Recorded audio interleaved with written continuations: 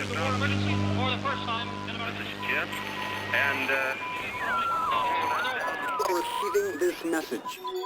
We are Ken Jennings and John Roderick. We speak to you from our present, which we can only assume is your distant past, the turbulent time that was the early 21st century.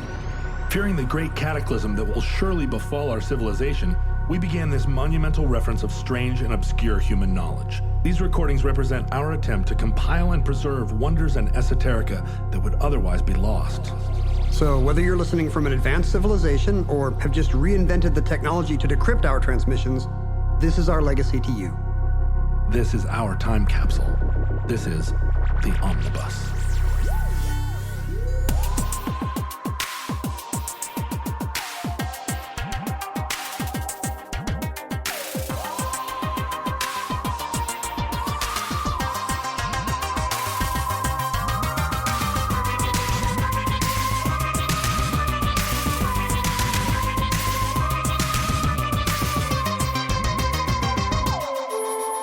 You have accessed entry 029.RV0615, certificate number 46673. Albanian bunkers.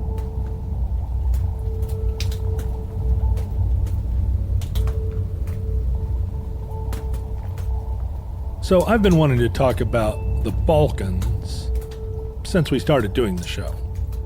This whole show is just a long con. It's a charade for you to eventually start talking about the Balkans. The reason that I wanted to use the term omnibus is that it just subtly suggests Ottoman bus, and that would allow me to talk about this area, the Balkans, an area of particular fascination to me for my whole adult life. So for now on, every entry in the omnibus is going to be related to the Balkan Peninsula? Everyone from my side, you can continue to do theoretical math and like weird medical oddities. Weird non-Balkan corners of human knowledge.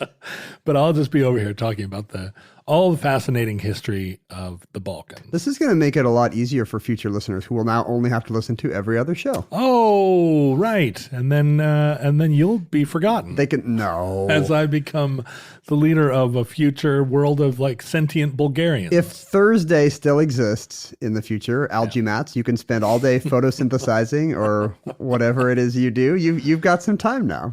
I didn't mean to just imply that Bulgarians weren't already sentient. Someday science may actually achieve Bulgarians that are aware of themselves and their surroundings. It's very exciting. It's very exciting for Bulgaria. I've always felt that the Bulgarian people were going to take over the world. And I feel like they used to think that. I don't know if they think that anymore. Do you feel like they're gradually doing it? Like, are they on pace? Because we're talking to thousands of years hence. So are they like, what's their time frame? No, my sense is that they suffered a considerable setback in the 90s, and now they're regaining some ground. I see. It's a rebuilding year in Bulgaria. That's right. A rebuilding decade. So when you hear the term the Balkans, what do you think of? I guess Balkanization, like a ton of weird new countries. I don't even know. Like, I'm kind of a geography nerd, but when I talk to other, kind of map heads my age, like, we're super good on like the capitals of weird Pacific islands and little corners of Africa because they are places that existed when we were kids in the 80s. Right. However, everything after the Berlin Wall fell, like all these new kind of quasi countries that we kind of still think of as fake. All the former Yugoslavia, like. Do you refer to Rhodesia still at your maphead parties? I feel like that's kind of a racist maphead thing to do. It is, yeah. Like, someday we're going to get Rhodesia back from Mugabe. Like, I have a bunch of like-minded mercenaries that are poised at the border. Yeah, a bunch of people with big scars across their faces. We're all reading Soldier of Fortune, patiently waiting for Mugabe to die. Cleaning your rifles. No, we don't say Rhodesia. But I do kind of think of all these new former Yugoslavia countries as a little bit dubious, especially when I look at their flags, many of which look made up, like a 6th grade class tried to come up with its own flag. Well, but the term Balkanization and the concept of Balkanization predates the fall of the communist world. That was not the first 90s. Balkanization in the Balkans. No, the Balkanization has been a sort of a feature of European political thinking and problems since time immemorial. So there's always just been a churn of kind of made up warring ethno states down there. Well, and I mean all the way back to the Romans. I mean, if you think about their territories of Dacia and Dalmatia. I am thinking about their territories of Dacia and Dalmatia. Yeah, like Trajan's Column in Rome is a memorial to the subjugation of... That celebrates butt kicking in Dacia. Yeah, that's right. So it's always been an area of contention. And what about balkanized rubber? How does this relate to that? Oh no, you're thinking of volcano rubber. No, you're thinking of Romulan rubber. It's rubber that has a cloaking device. So the nations, I guess, what we would describe as the nations of the Balkan Peninsula. Balkania, the future supercontinent of Balkania. Balkania. Which is run by the Bulgarians. Over time, they've changed. We've already talked about Moldova and Moldavia, which are technically in the Balkan Peninsula. You were kind of slipping some Balkan content in there early. I was trying. Nice. But the other nations of the Balkans are Romania, obviously a large nation there that was partly carved out of what had been Hungary, which also kind of thinks of itself as like Balkan adjacent. Really? Because the Hungarian Empire controlled so much territory in the Balkans, although Hungary now probably doesn't think of itself as Balkan. They have Balkan interests. Sure, the Balkans were being run out of Austria and Hungary for a long time. Well, or, this was the area that the Austro-Hungarian Empire was always contending with the Ottoman Empire over. And a lot of this peninsula was controlled by the Ottomans for many years. But it was, this was the battleground. So if you were in the Balkans, your nearest branch office might be Vienna, or it might be Constantinople. It's absolutely... It's not going to be someplace local where you go for your... to pick up your forms or whatever. Right, you're not going to get your passport issued in Pristina. Pristina, capital of a made-up country. Right. To me.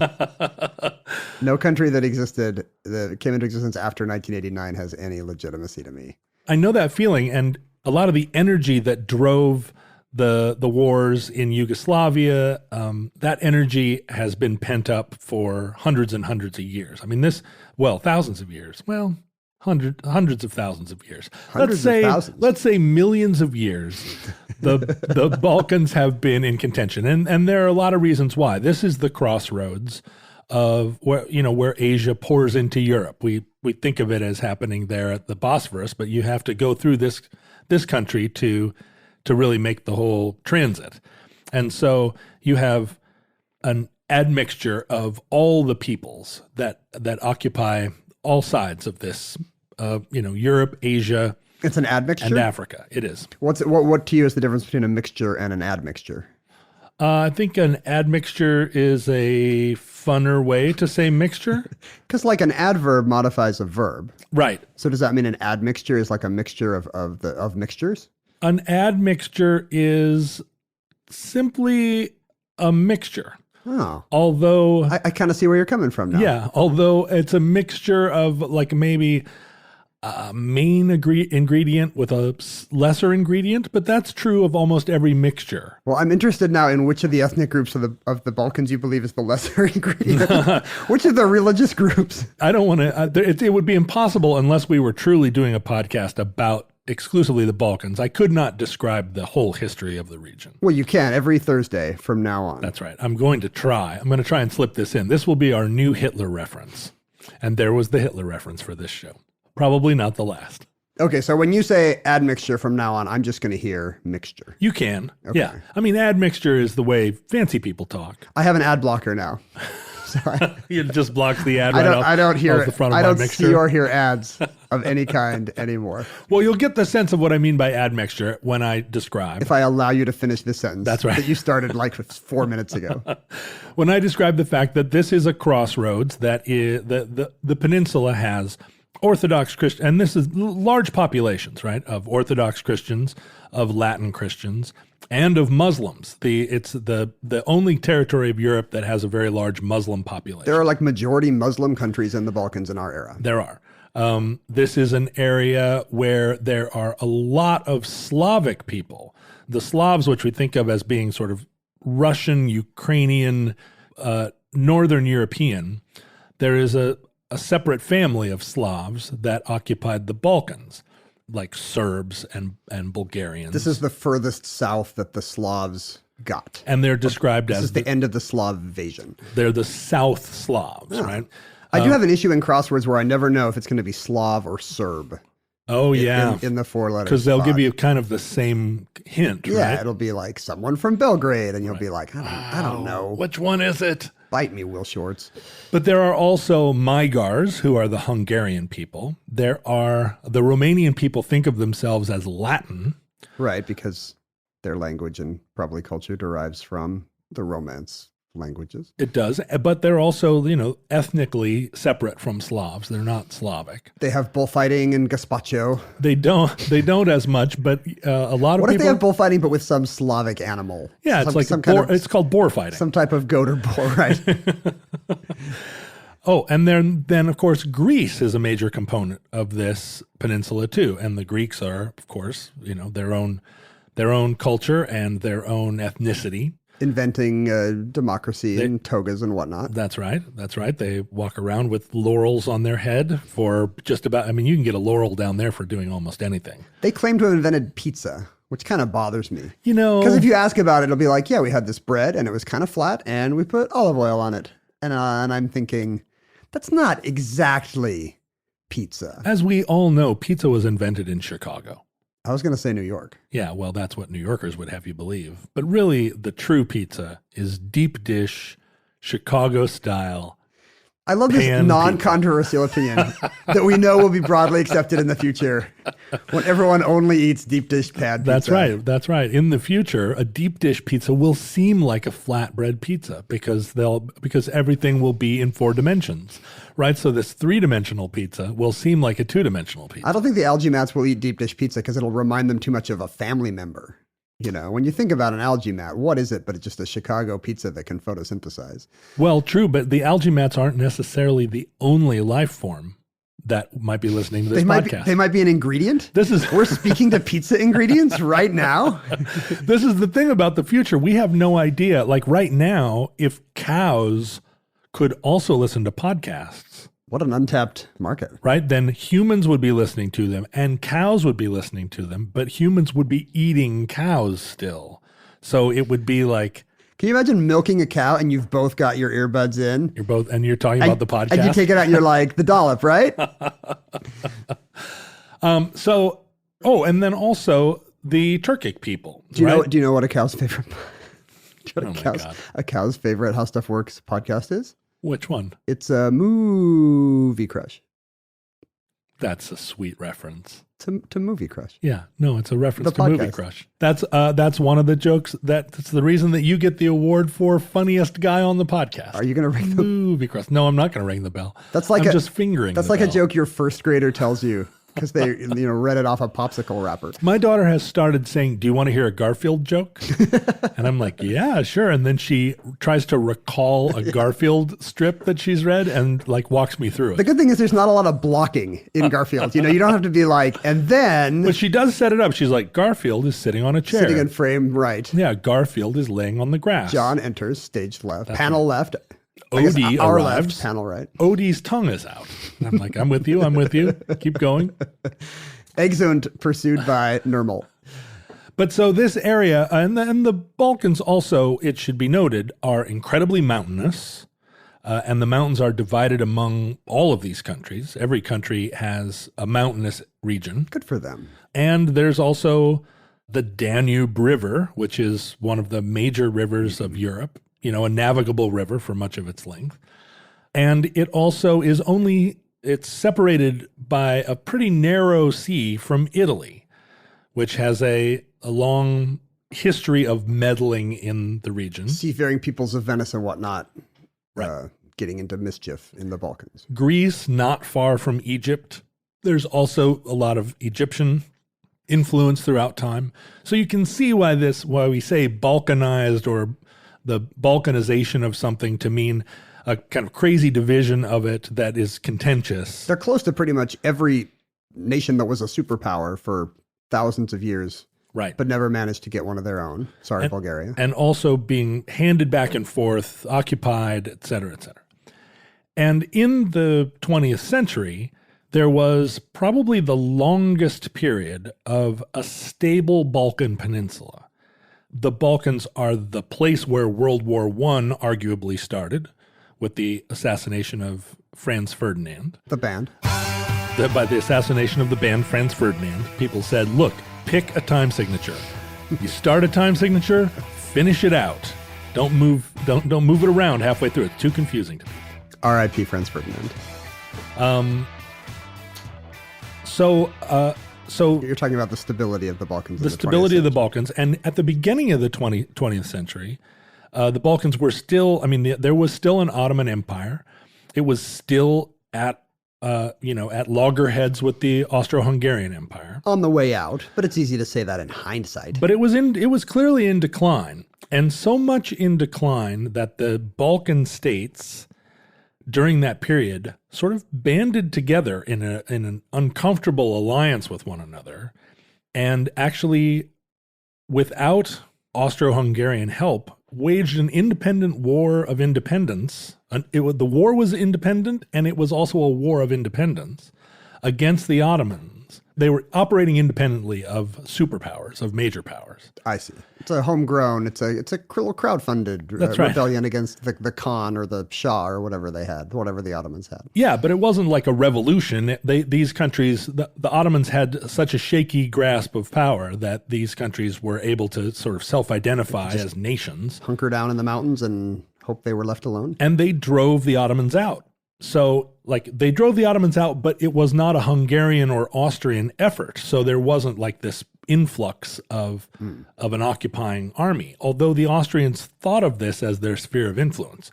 And this is kind of the powder keg that, because the global powers right prior to World War I were all very fascinated and interested in what was going to happen here. And the Russians, because of the Slavs of the Balkans, the Russians felt that this was a sphere of their influence. And they had traditionally, they have the border of the Black Sea with some of these countries, and they had traditionally felt like they were a power here.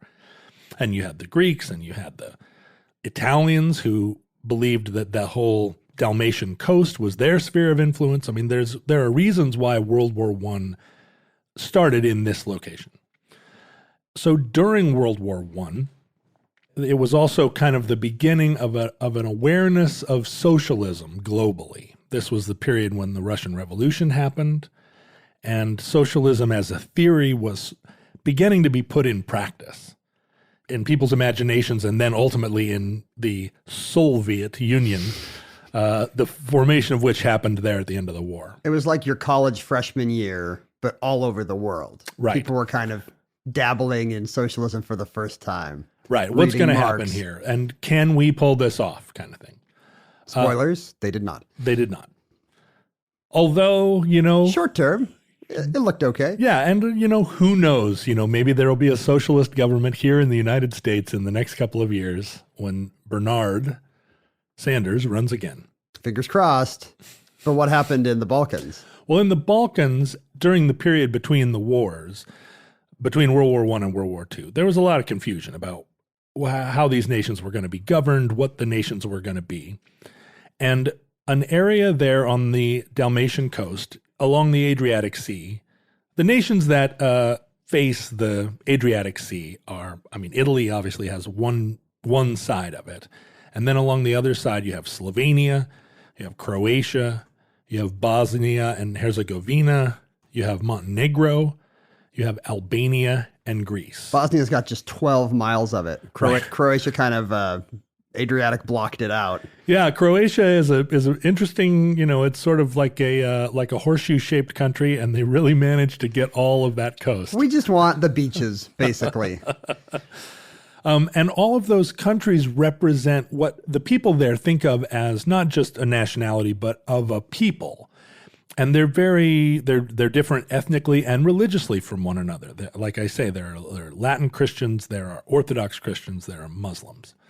And this is part of what what sparked those disastrous wars of the 90s. But during this period, there was a lot of question, like, are we going to become republics? Are we going to be kingdoms? How are we going to face this new kind of independence? Because these nations became independent as a result of this battle with the Ottoman wars of the era pre-World War I. So after World War I, they were all now sort of left to their own devices. It's kind of a vacuum. And the nation of Albania, which is what we're here to talk about today. How many minutes in did we first mention Albania? Let's see. Albania came in at 24 minutes. Nice. So we can just start right here. You have accessed. The nation of Albania was in the southern part of what you think of as this Adriatic or Dalmatian coast. It's the last country before Greece. It kind of borders, yeah. It looks kind of carved out of Greece on its southern border. It was an area that was very poor, undeveloped. It was not industrialized. It was majority Muslim, and the Albanian people were kind of spread throughout the region, kind of like we saw after World War I, when the great powers went about dividing up and putting like weird straight borders all through the Middle East and so forth, just to spite the Kurds or yeah, whatever. just carving up countries based on absolutely no demographic information. And it's the same thing we saw in the Balkans in the 90s, where some village would be, 40% Serbian and 30% Muslim and 20% something else. And then you just had to draw a line through it. Yeah, and then people would just either fight or leave or both. Fight, then leave. The ethnic Albanians occupied a pretty wide swath. I mean, what we think of as Kosovo, or what is Kosovo, what they think of as also as Kosovo. It really doesn't matter what we think is Kosovo. What everyone thinks of as Kosovo. I mean, part of their big problem with Serbia was that there's a large ethnic Albanian population there. Kosovo is majority Albanian. You're blaming the Albanians, basically, for this whole war. Well, the Albanians are they're very interesting people because they're European people, but Muslim. They're the only majority Muslim country in Europe. And that was true even then. And Albania it's situated in a pretty strategic region. It's only 70 miles from the boot of Italy. All right, this is where Italy kind of comes over and the Adriatic meets the Ionian Sea. It's the narrowest connection. Point. So extremely close to Italy and very influenced by Italian politics. So Albania decided... What's Albanian pizza like? Albanian pizza is deep dish? No, it's not deep dish. It's delicious. It's made on a pita. No pork sausage, I would assume. I don't believe that's true. Actually, it's made on a tomato. There's no bread at all. They just slice tomatoes, they lay them out, they put pepperoni on it, and that's what they call pizza. This is why Marxism failed. Please do not at me. If you are a Bulgarian pizza parlor owner, please write to kenjennings@gmail.com. I have a filter for Balkan pizzeristas. Pizzeristas. I go into Albanian pizzerias and I was like, why is there only Albanians up on your wall of fame, Sal? Why are these all Albanians? Why is it just John Belushi and Mother Teresa? Mookie, what's the matter with you? It's just John Belushi and Mother Teresa over and over. I can't think of any other Albanians. Maybe you can tell me about some other Albanians. I'll tell you about some Albanians. Perfect. For instance, King Zog. King Zog. King Zog. Okay, it's John Belushi, Mother Teresa, and King Zog. King Zog seems like the big boss at the end of a Mario game or something. Right. We did it. We got to King Zog's castle. King Zog sounds like something you would hear about on The Simpsons, right? King Zog. I mean, he does. He seems like, or maybe like a Marvel bad guy. Yeah. Latveria. Yeah. King of Latveria. King Zog was a king during this period between the wars, where he was sort of an aristocrat, although not a royal by any means, who was just elevated to the throne of Albania. A throne. He was never actually crowned. He was just sort of He's just elevated. He was just declared. In Albania, you could just, if you climb up on something tall enough, you're the king. Oh, look, Zog's on a stepladder. Oh no! No, he beat us to the top of the ladder. Why didn't we think of that? He wasn't really recognized by the other families of Europe because he didn't come from what they considered to be like a royal lineage. I think the name Zog is a problem. He should be off fighting Buzz Lightyear somewhere. He should not be on a European throne. Nobody's going to intermarry with the Zogs. In fact, in Muslim tradition, his name should have been King Ahmet. Oh, see? But he changed it to Zog because he wanted to be accepted by the European powers. He's like, what's a combination? He's like got Scrabble tiles. Like, what's a combination of letters that doesn't sound too Arabic, doesn't sound too Germanic? Hey, Zog. Zog. Yeah, he could have picked something else. He could have said Hohenzollern, but I think that name was already I almost taken. think he should have leaned into kind of the exotic, King Emperor Ahmet I of Albania. How badass would that be? I'm not sure that anything's more badass than King Zog. That just sounds incredible. That's who Superman was running from. Kneel before Zog. But King Zog's reign didn't really last that long, and it was a result of the fact that Albania had become very close to Italy, very, very aligned with Mussolini. Mussolini was helping develop the country.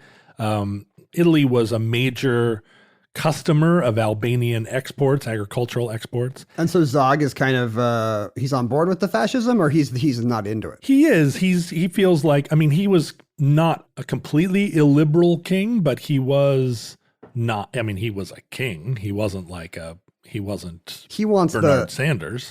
He wants the boar-drawn carriages to run on time, or whatever they have in Albania. And Mussolini and he were so close that at a certain point, and the Italians were helping. They were advising his military. They were Italian advisors were throughout the country, sort of like American advisors in Vietnam, Chile or whatever, in 1962. And at a certain point, is something sexy about to happen? Yes, something sexy really is about to happen between Zog and Benito, which is that the Italians just invaded Albania. Oh. This was. I thought there was going to be some passionate night at a villa overlooking the Adriatic. No, well, it might have happened, but it's not in the historical record, or at least not the historical record that I have access to. So Italy invades. And this is during a period when Mussolini is trying to flex Italy's muscles. Right? They invade Ethiopia. I like how they're just like cherry picking. Like it's like looking around the playground, some nerdy kid trying to find someone smaller than him he can beat up. Because it was one of the main tenets of fascism. Fascism is intrinsically a militarist culture, and if you're going to be a militarist culture, you're going to need to invade. And if you're anemic 1930s Italy, you're like, who do I pick? Ethiopia, maybe Ethiopia. I don't want to mess with Serbia. Albania looks pretty solid. That's right. And already our advisors are already running their military, so it'll be easy. Here's some advice from our advisors. If our tanks appear, surrender. Yeah, that's right. Well, you know what? Here's the deal. We're just going to change the flag on your uniforms to Italian flag. How do you like that? It's a winning move. Then World War II erupts, and during the war, for the first part of the war, Albania is an Italian vassal state. And then when Italy surrendered to the Allies, Albania became a Nazi-occupied state. The Germans maintained a population there, and it's part of the reason that, really the Nazis were overcommitted during this war. They're back here still fighting partisans in Albania. Are you saying Albania is the difference? If not for the brave Albanians holding out in the hills, we could be living in Nazi America today? What's funny is the Albanians did think so, or at least they told that story to themselves. Certainly hard to prove otherwise. But the Albanians... Is Zog still king? Is he a puppet king of Mussolini and then Hitler? And Zog was king until 1939. Mm-hmm. And then after that, it was like an Italian occupied territory. Series of guys in monocles coming in. But there is within the Balkans a kind of, these are mountain people, like a lot of the Serbs and the Croats and the Montenegrins and the Herzegovinians and the Albanians, like they're a very mountainous culture. What does that mean? They own snowshoes and they eat melted cheese? No, but they do have like redoubts, right? It's hard to invade a mountainous area. This is why you have in northern Spain, you have the Basques. The Basques, who have an extremely difficult country to capture because it's just mountains right up to the water. And so not only were the Basques able to sit up there and and defend themselves against the Spanish and everyone else, they maintained a completely inexplicable language. They kept that much isolation. There's a reason Mussolini was not like, and the Basques. Right. We'll flex some fascist muscle over there. Well, I mean, even Franco was like, well, let's turn our attention to ourselves, right? Let's turn our attention to the flatlands around Barcelona, which also, those aren't, Catalan is also not flat. They've got mountains too. Yeah, they do. So during World War II, there arose within the Balkan Peninsula a very strong partisan movement, and the partisans were locally grown and were influenced by international socialism. This was true, in a lot of places in the world. This was true in China, right? I mean, the argument between nationalism and communism was a big part of what was fueling the conflicts of the mid-20th century, with the United States and their, democratic capitalism flag. Hopefully, as a counterpoint to this fascist socialist We've struggle. got Coke and Sinatra. That's right. Hey, you guys, jazz music. And so in what became Yugoslavia, a very charismatic partisan leader by the name of Tito. And Albania had their own. They had their own mini Tito? Their own locally grown. Which Jackson 5 leader. member was it? Was it Marlon? Was it Randy? His name was Enver Hoxha. And in Albania, the letter X is used quite a bit in names. There are a lot of Turkic names. There are a lot of Italian names. Hoxha is spelled Hoxha. Yeah, Mother Teresa's name has a ton of XH's in it. Her real name. What is her real name? I don't know. It's whatever the Albanian Agnes is, like Agnese, but then it's like Gonche Bojaju. Gonche Bojaju. Gonche Bojaju to you as well, John, and to your family. Yeah, bless you. Tito's name was actually Josip Broz. So Tito's like a... What's with Stalin and all these? Is his last name actually Tito? No, right? No, Tito was his favorite snack chip. A name that he adopted as part of his all these kingdom. guys were basically like rappers or superheroes. Like they were like Stalin, I'll be Steel Man, Yeah, Tito was Lil Tito at first, and then he was Big Dollar Tito. And so young Hoxha became Hoxha, but Hoxha's actually his name. Hoxha did not take on a superhero name. Enver Hoxha is actually his name. That's why this didn't work. Actually, that's why Albania did not take over the Balkans. Well, he could have chosen he could have been Dr. Doom or whatever. But Hoxha did take over Albania, and quite successfully. After the war, both these men, Tito and Hoxha, had a viable story that they were the leaders of the resistance. Kept the Nazis at bay. And crucially to their story, they are some of the only countries in the East that had a homegrown resistance to the Nazis. And even though the Nazis were being soundly beaten by the Russians, the Russians never actually swept through Albania and Yugoslavia, pushing the Nazis out, as they did Poland and Hungary and Ukraine, That Romania. is important, because otherwise there would have been a huge Russian invading army there, just like there was in Poland and Ukraine and Hungary. That's right. So after the war, as the Russians were consolidating their sort of communist hold over all of Eastern Europe, it was much more difficult for them to make that same claim over Yugoslavia and Albania. And although Tito and Hoxha were both forming Marxist governments, Marxist-Leninist governments, and Hoxha was a big fan of Stalin, like a major admirer of his. He's the steel man. He's got a crush. He's got a little crush.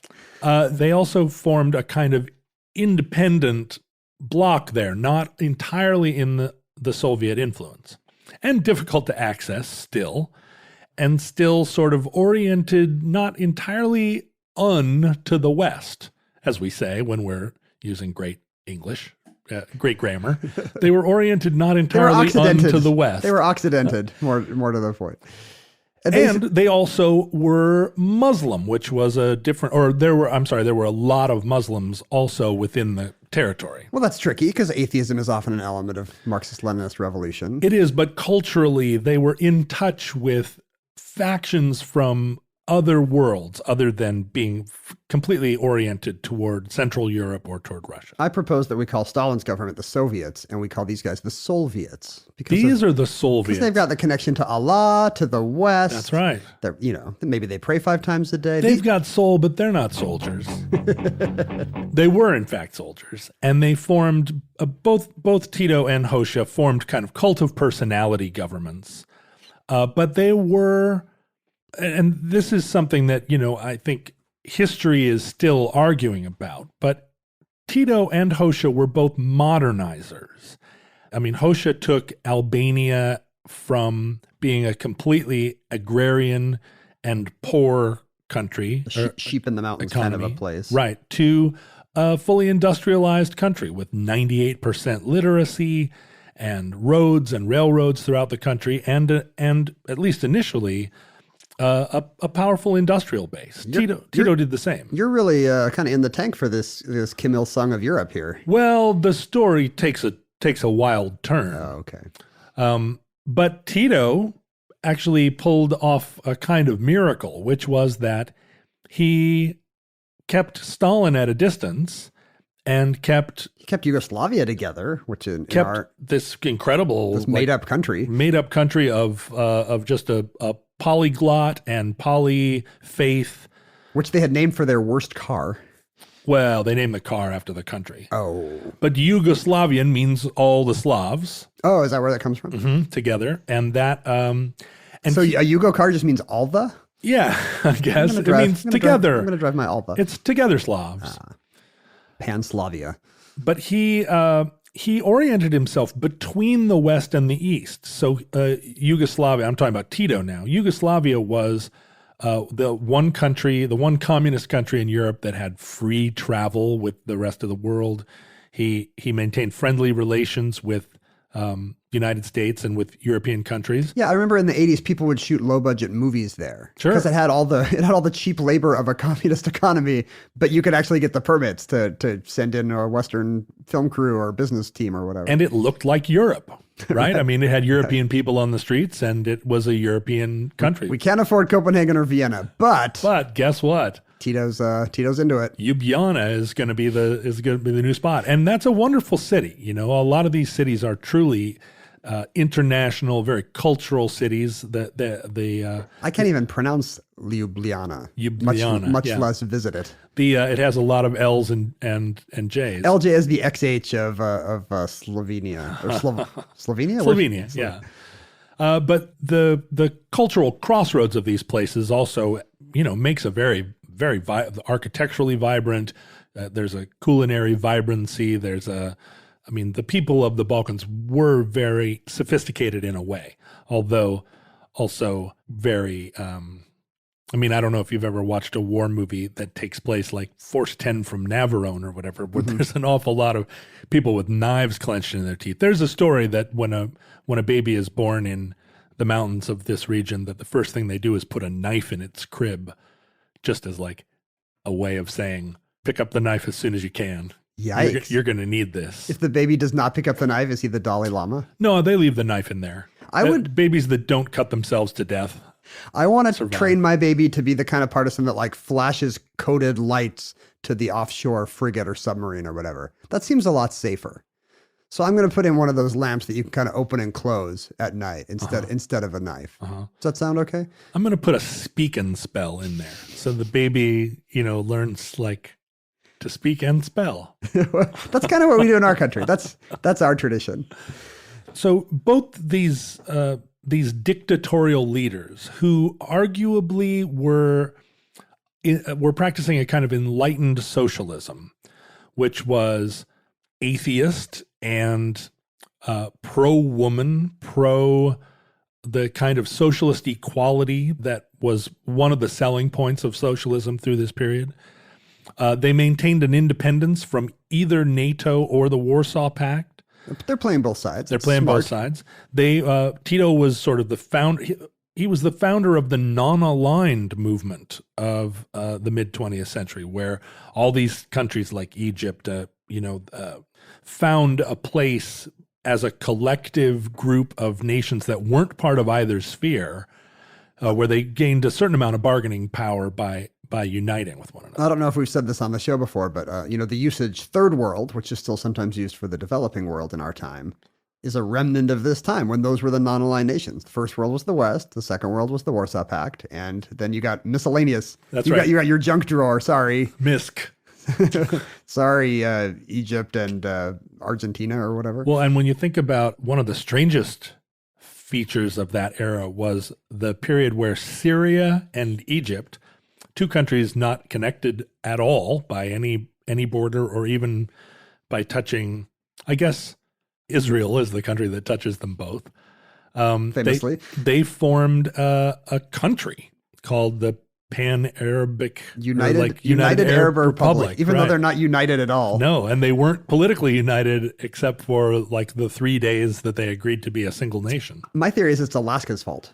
They looked at the map and were like, these guys are saying that, the U.S. and Alaska are a country? And Canada's in between? Like, we can be a country. Let's do it. There's no reason countries have to be continuous. In the same way that the United States and Alaska hate Canada with a passion and have invaded it 15 times. It would take less than 6 days for us, I think, to invade Canada. It would be like the 5-day war. Well, somehow Tito maintained a kind of openness as a result of his sort of particular personality and the way he played both sides against the middle. Emotional availability? Is maybe, that what you mean? Maybe. I think he was a lover, not a fighter. He was a guy you could really get to know.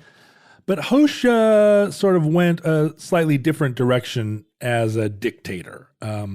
He didn't get along after a while with the Soviets. He started to feel very paranoid about Yugoslavia because Tito and the Yugoslavs felt that Albania belonged in their sphere of influence. We could be Yugo with you. And they didn't understand why Albania didn't want to join their big party. And they felt that all these regions, Kosovo and Montenegro, around them, even though there were a lot of Albanians there, they belonged as part of Greater Serbia or Greater Yugoslavia. And Hoxha's party line when Stalin died was that the Soviets had gone astray. Right. That was no longer pure Marxism-Leninism. Was, and only Hoxha was keeping the fire alive of real worldwide revolution. He was super bummed by Khrushchev, who, we don't think of Khrushchev now as a liberalizer, but Hoxha certainly thought he was. And so he began a period where he realigned with Mao and the Chinese. And so we had a sort of Chinese-Albanian... That's weirder than the United Arab Republic, I think. Superbloc. And that... You can no longer travel through one country and get there. I don't even know what the closest is. Russia, Bulgaria... No, Russia... To go from Albania, you'd have to go through Greece, I think. Yeah, I think you could go USSR, Bulgaria, Greece? No. You'd have to go through Romania. Yeah, which touched... USSR, Romania, Ukraine, which Bulgaria. Is then USSR. Yeah. But it would be an awful long trip to get to China. There's probably not a lot of railroads that would do a lot of that trip. Although Hoxha was a big proponent of building roads and railroads in Albania. Who knows, though, what the connections were like through Romania. I've taken some railroads in Romania, and they're left over from that era. You're saying Ceausescu was plowing more money into his own monuments and palaces than he was into infrastructure? Yeah, they were tying apples in trees at that point, or shortly thereafter. I hate those Potemkin orchards. But so Hoxha started to become fairly paranoid, where Tito stayed open to the world because he was just trying to manage all the Slavs that he had. Hoxha's like Elvis shooting at the TV. A little... He's sitting on the toilet shooting at the TV. Hoxha, and he had reason to feel that way, right? He felt encroached upon by the Yugoslavs and also by the Greeks, who were a fascist country for much of that time, and believed that the big portions of what were Albanian cultural and historical places belonged to Greece. Italy and Western nations were trading partners, but not. But not entirely friends. And now the Russians were also a big threat to him, or a big enemy. I mean, I was kind of joking about the Kim Il-sung thing, but he does essentially become a kind of an isolated hermit kingdom guy in the middle of Europe. He does, although not still, or I mean, unlike Kim Il-sung, not completely closed, but increasingly paranoid. And immigration is curtailed, and there are political repressions that begin. Now, he still is practicing internal liberalization, education, free medical care, universal rights. It's not some crazy personality called autocracy? Well, it is, but it's also, he also recognizes that he's keeping alive the socialist revolution of Marx and Lenin, and he's an intellectual. He's very ideological. In addition to governing, he also is writing like treatises. I mean, he's writing like graduate student papers. That must be depressing to him if he's the fire of like global socialist revolution, and really the only place where it's pure is Albania. I mean, at that point, you kind of have to say, you know what? If Albania is all we got, it has not worked out for the global workers' revolution. Well, the wonderful thing about the global workers' revolution is that, like liberalism in the United States, it can be whatever you say it is. And so every single nation that was practicing socialism during this period believed that they were practicing the sort of most refined version.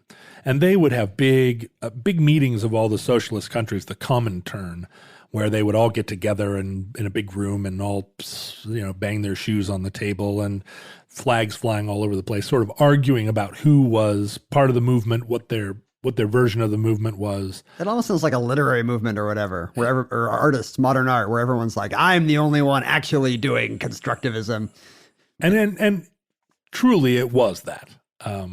As Albania grew more and more sort of isolated, and Hoxha grew more and more paranoid, he began a curious policy, which is that Hoxha conceived of a civil defense project, which was to build bunkers throughout the country, but not really bunkers just protecting the border or the coast, because he envisioned an invasion of Albania that would come from everywhere, including from the air. Mm-hmm. He instituted a plan where bunkers would be built everywhere. I guess that solves your problem. You're never more than, it's like a Starbucks. You're never more than a few blocks from your nearest bunker. Well, in fact, there were even more bunkers than that. You didn't have to go, you didn't even have to really, in many cases, go more than outside the door of your apartment building. There were, at a certain point, almost 6 bunkers per square kilometer. They were in the city streets. They dotted the countryside. They were on the beaches. They were in the hills, everywhere. And the premise was that in the event of an invasion of Albania, every citizen would become a partisan. Because that's where his worldview comes from, is right. Fighting off Nazis in the hills with his shepherd's crook. Right, and this was, I guess, probably when he was up there hiding under a rock shooting like some old Mauser. I wish I had some cool concrete bunker. Yeah, wouldn't it be better if there was a bunker here?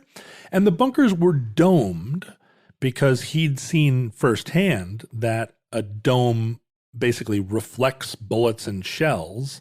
They ricochet off of a dome. And so the bunkers were designed, there were a few different designs, small and large. Small bunkers only fit 2 people.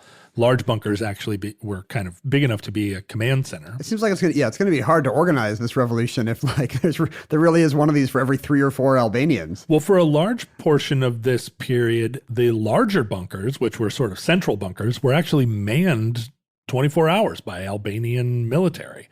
The idea being that in the event of an invasion, you would just run down and jump in your nearest bunker and start defending your country. I guess that sounds crazy, but plenty of Americans had that in the 60s. We were worried about surviving a nuclear explosion. Right, but people were building out, digging into their backyards. Well, they are now. I mean, there's a whole cult of people that are bunkerizing their homes to defend against, I guess, zombie invasions, which is a code word for when brown people come into your Montana neighborhood. This is your position that all zombie movies are a metaphor for white nationalism? I mean, it's hard to imagine who the zombies are supposed to be. They do eat organ meat, which is often a kind of a racial thing said about whoever your racial enemy is. Right. If you go into a supermarket in a strange neighborhood, the first thing you wonder is why they're eating chicken feet. Right. So I hate to say that zombie movies are a metaphor for race war, because I know I'm going to get letters from that. But there are quite a few parallels. The idea that you would stock up armaments and ammunition in your basement. Like, maybe I should not be going down this path, but the fact that they are kind of a slow shuffling enemy kind of ties into a lot of white racist lore. Yeah, I'm kind of convinced, actually. Yeah. I'm going to stop watching zombie movies. Sorry to do that to everyone. I know it's kind of a bummer. But unfortunately, Hosha went a little far. Like, this was cool when he was just building hundreds of thousands of dome bunkers, but then he really went around the bend. When he was building, like, let's say Albania. What's the correct number of little domed bunkers for a country the size of Massachusetts to have? Yeah, Albania is not a big place. Let's say it's 1,000 bunkers. Throughout the entire country. That's what I would want. But he built 173,000 bunkers throughout the country. So much so that they are maybe the thing that you identify with Albania most closely once you realize they're there. The bunkers are everywhere. And so much energy and money was spent building the bunkers that it started to take away from road construction, school construction. It became a major drain on the Albanian economy. Well, sure, think of all the concrete and steel it would take. And they were prefabricated. They came in parts, and you would just dig a hole and plant the walls of this bunker and the floor, and then put the dome on top. You'd go to the IKEA in Tirana, and they would have... And they were called smorg. They would have flat pack bunkers. Yeah. You'd say, like, give me 500 smorgs. Take them out and stick them in the ground everywhere. 500 smorgs and one Allen wrench, and you're good to go. And so Hosha's bunker building campaign lasted really until the end of his reign. Which was when? Well, Tito died in 1980. Hosha outlived him by 5 years. Yeah.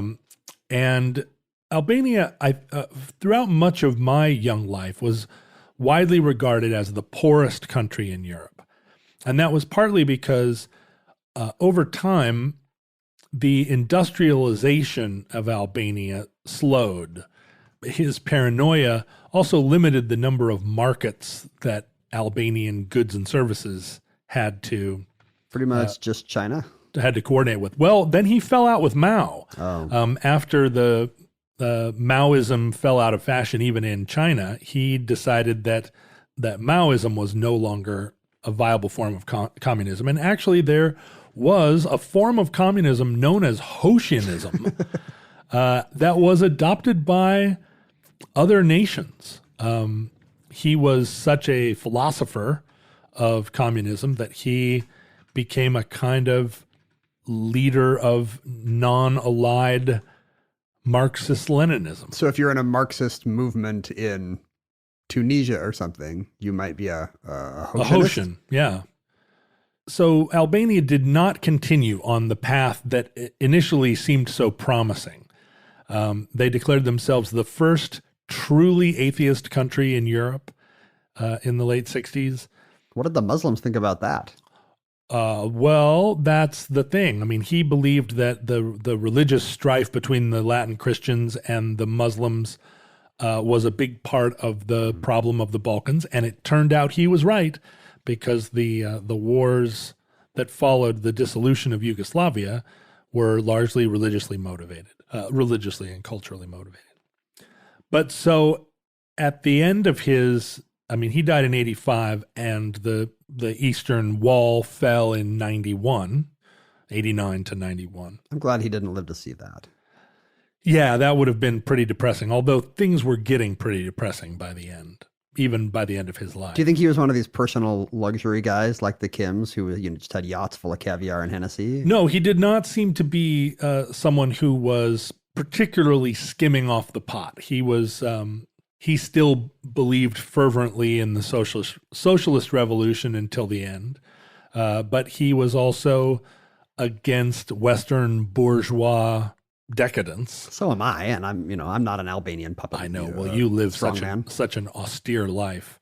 You are against degenerate importations, such as long hair, extravagant dress, screaming jungle music, coarse language, shameless behavior, and so on, as Hosha declared. Coarse jungle music. Wow. Yeah, I'm afraid so. Like he's the non-aligned guy, beloved in Africa, but he's like whipping out old-timey racism to justify his banning Thriller. Well, he doesn't like screaming jungle music, but also coarse language. And so it does. I'm starting to see some parallels between when I sit in my empty room on a footstool reading Thomas Merton, I agree with 100% of this, actually.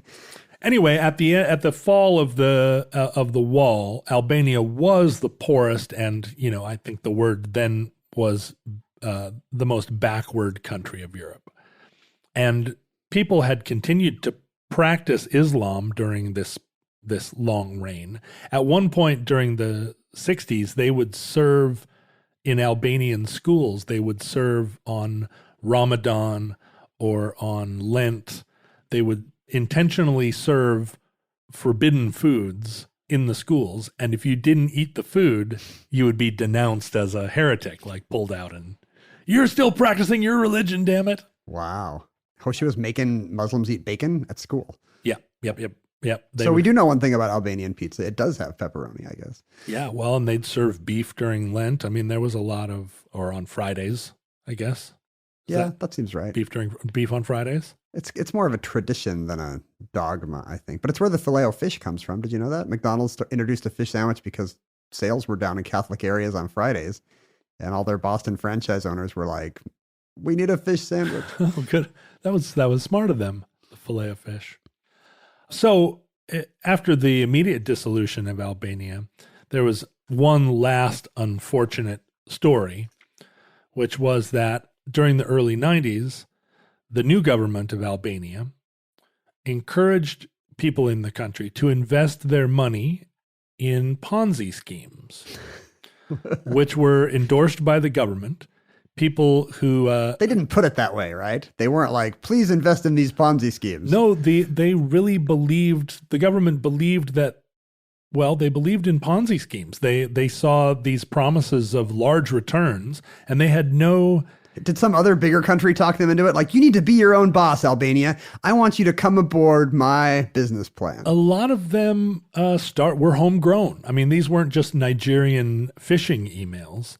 And because people there didn't have any experience with capitalism, they were taken in by promises of huge returns. I mean, people fall for essential oil scams in, Idaho and Utah. Like they did, but this was a national, like the entire nation sort of fell for it. People that happens in Idaho and Utah as well. Well, I know that's why Idaho right now is a vassal state of Washington. They're so in debt to us, but people were taking their newly privatized property and selling their homes in order to get in on the ground cash floor and get in on these Ponzi schemes. Albaniacor. And in 1987, all of these Ponzi firms all collapsed at once, and the entire nation was bankrupt, and it precipitated like a revolution in the country, basically, as people said, wait a minute, where's my money? Maybe I didn't make all this other money, but I want my money back. It was another example of them not fully understanding capitalism. And the Kosovo War was also a war, sort of. It was another instance of the Serbs feeling like this majority Albanian area needed to be assimilated, and the Albanian local residents wanting to not unite with Albania, just as Monrovians didn't want to reunite with Romanians, but they did want independence. If I'm ever a dictator of a Marxist state, even if we're practicing pretty pure socialism, I think I would make people play Monopoly or something, just so they understand capitalism. Yeah, but that's just as bad as that decadent, long-haired, screaming jungle music. But they need to have it like it's like a bunker for them. If something goes wrong, I want them to understand not to put their money into some shady quasi-governmental scheme. Well, people that practice Jenningsism will have that as one of their doctrines.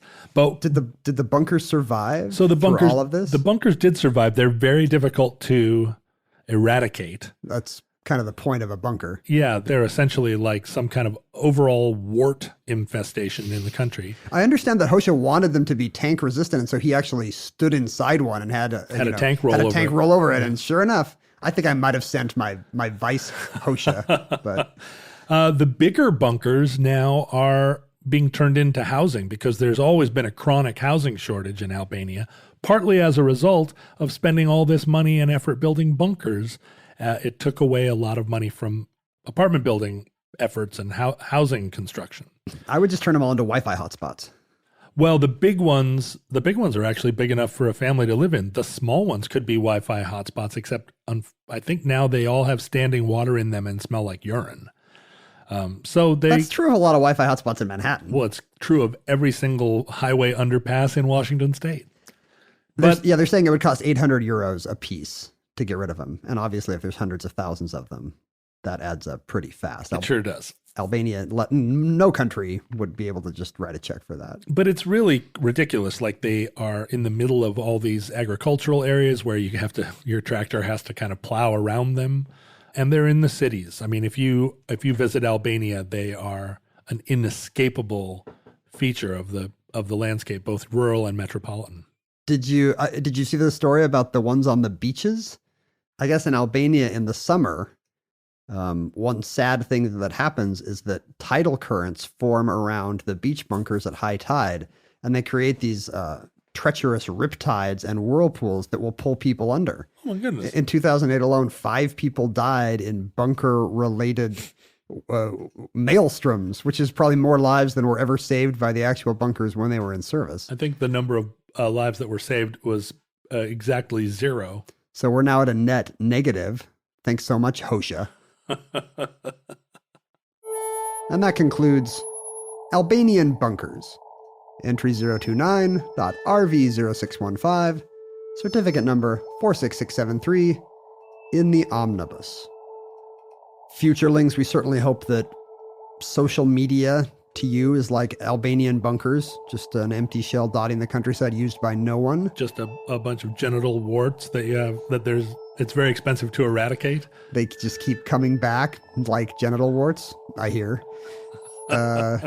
Social media does continue to keep coming back, like no matter how we try to eradicate it. In our day, John and I made sure we were icons of it. We made sure that @Omnibus Project flew its banner on Facebook, Instagram, Twitter. That's right. MySpace, all the big ones. As more and more people say, I'm quitting Facebook, we say, not us. We say more land for the rest of it. That's right. Like the Ottomans getting pushed out of the Balkans. Well, we're not going to abandon it. We're gonna change it from the inside. We're the partisans Yay. of Facebook. We're up there in the hills waiting for it to get good again with our sniper rifles and a herd of goats. John was @John Roderick, 3 syllables. Mm-hmm. If you type in John Roderick without the E, it's a 2-syllable pornographic parody that I maintain. John Roderick. The 2-syllable one is me, and it's just me like doing a parody of you, like, I've got a lot of weird stuff in my house. Boy, that's a great parody. It's hilarious. I drive an old Chevy Suburban, but it's conked out again. It's a GMC Suburban thing. I'm @Ken Jennings on Twitter. Or Ken Jennings. Yes, if you do it with too many N's, you get John's parody of my Twitter. How does that go? Oh, I'm Ken. I'm so funny. Oh, I hate Trump. Blah, blah, blah. Wait, that's my actual Twitter. No one's going to be able to tell them apart. Speaking of Facebook, we made sure that our partisans, the futurelings, had a space to live and grow free of the tyranny of, I don't know, who's tyrannizing them? Mark Zuckerberg. Us. It's often free from our tyranny until we just drop in to like snipe at people in the comments. We also, you can email us. Yep. You could email us for sure. That's important. At omnibusproject@howstuffworks.com. If you wanted to send us something non-digital, something tactile, if you wanted to imagine John running his fingers through the fabric you were going to send him, you would send that to Omnibus Project, P.O. Box 55744, Shoreline, Washington, 98155. Listeners, from our vantage point, deep within our own homemade bunker, located not just at a secret location, but also in your distant past. It's a little tiny Albanian-sized one. It's very cozy in here. It only can fit 2 people, and it has some standing water in it. It smells like urine. And it's fine for my Spartan tastes, but you're like, where am I going to put all my globes and guitar picks and pornographic French postcards? I have a separate bunker for those because there's one just right over there. And it's all magnets with boobs. We have no idea how long our civilization survived before the inevitable zombie/race war. But we hope and pray that the catastrophe we fear may never come. But if the worst comes soon, this recording, like all our recordings, may be our final word. But if Providence allows, we hope to be back with you soon for another entry in the Omnibus.